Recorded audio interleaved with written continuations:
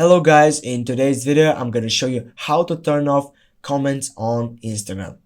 Spams and trolls work very quickly to destroy your reputation online since they have no idea about what they are posting in the comments.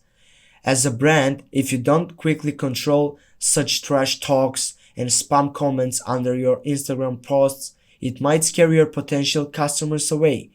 The more social following increases, the potential for spams, trolls, and bot comments increases proportionally. The harder it becomes for you to keep a check on all these posts. If you don't want any of rude comments on slip through while managing them, the best option is to turn off comments on Instagram. Let me show you how.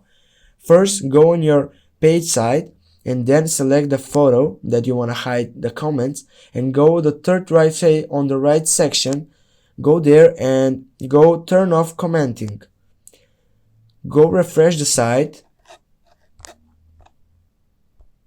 and now go back, and as you can see now the comment section is turned off. Thank you so much for watching. Don't forget to hit that like, make sure that you comment down below, and see you soon guys.